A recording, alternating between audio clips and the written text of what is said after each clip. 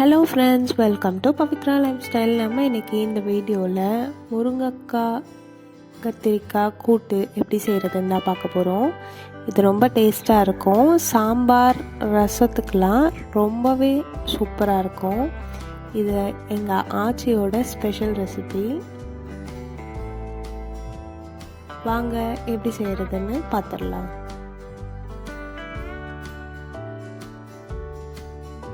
அதுக்கு முருங்கைக்காவை இந்த மாதிரி கட் பண்ணிவிட்டு பாதி அளவுக்கு மட்டும் ஸ்லிட் பண்ணி வச்சுக்கணும்.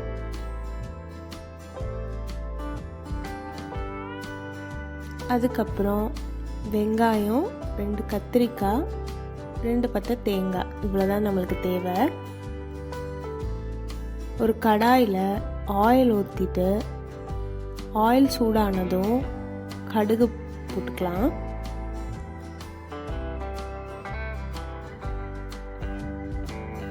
கடுகு பொரிஞ்சதும் கருவேப்பிலை ஆட் பண்ணிக்கலாம். அதுக்கப்புறம் வெங்காயம், அது நல்லா கோல்டன் ப்ரௌன் ஆகிற வரைக்கும் வதக்கிக்கலாம்.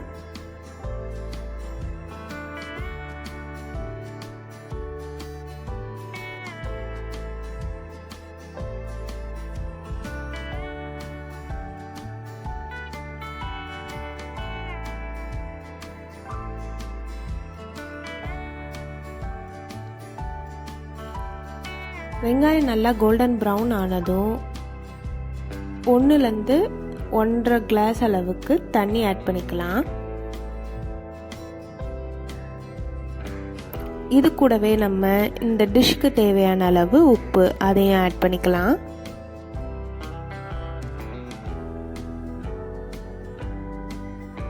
தண்ணி நல்லா கொதிச்சதும் நம்ம கட் பண்ணி வச்சிருக்கிற காய் எல்லாத்தையும் ஆட் பண்ணிக்கலாம்.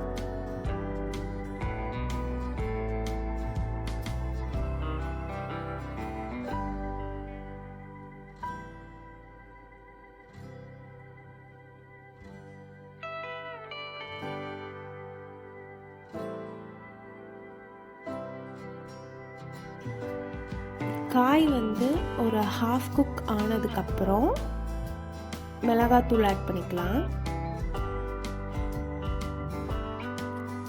குழம்பு மிளகாய் தூள் 1 டீஸ்பூன் ஆட் பண்ணிக்கோங்க. இது இல்லைன்றவங்க 1 டீஸ்பூன் மிளகாத்தூள், 1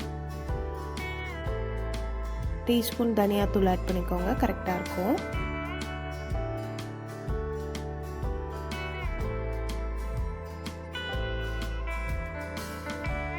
மூடி போட்டு வேக விடுங்க. நடுவில் இந்த மாதிரி திறந்து கிளறி விடுங்க.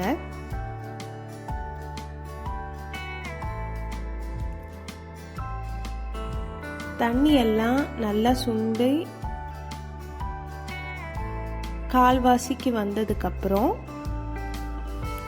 தேங்காவை ஆட் பண்ணலாம். நம்ம முருங்கைக்காய் நல்லா வெந்ததுக்கப்புறம் தான் தேங்காய் ஆட் பண்ணணும். இந்த மாதிரி எடுத்து செக் பண்ணி பார்த்துக்கோங்க வெந்துருச்சான்னு கூட. இப்போ தான் நம்ம சேனலை ஃபஸ்ட் டைம் பார்க்குறீங்கன்னா மறக்காமல் சப்ஸ்கிரைப் பண்ணிக்கோங்க. முருங்கைக்காய் நல்லா வெந்துருச்சு.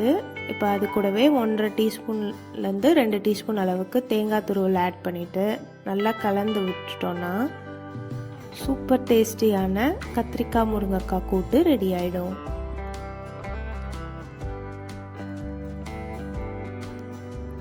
கண்டிப்பாக நீங்களும் ட்ரை பண்ணி பார்த்துட்டு எப்படி வந்ததுன்னு கமெண்ட்டில் சொல்லுங்கள். இந்த அளவுக்கு கிரேவியாக இருந்ததுன்னா நீங்கள் டைரெக்டாக சாதத்தில் பரட்டி போட்டு கூட சாப்பிட்லாம். டேஸ்ட் சூப்பராக இருக்கும். எந்த கன்சிஸ்டன்சி வேணுமோ அதுக்கேற்ற மாதிரி நீங்கள் ஆஃப் பண்ணிக்கோங்க. ட்ரையாக வேணும்னா நல்லா தண்ணி எல்லாம் சுண்டுனதுக்கப்புறம் ஆஃப் பண்ணிக்கோங்க. இல்லை இந்த மாதிரி செமி கிரேவியாக வேணும்னாலும் உங்களுக்கு ஏற்ற மாதிரி அட்ஜஸ்ட் பண்ணி ஆஃப் பண்ணிக்கோங்க. நெக்ஸ்ட் ஒரு வீடியோவில் பார்க்குறேன். பாய் பாய்.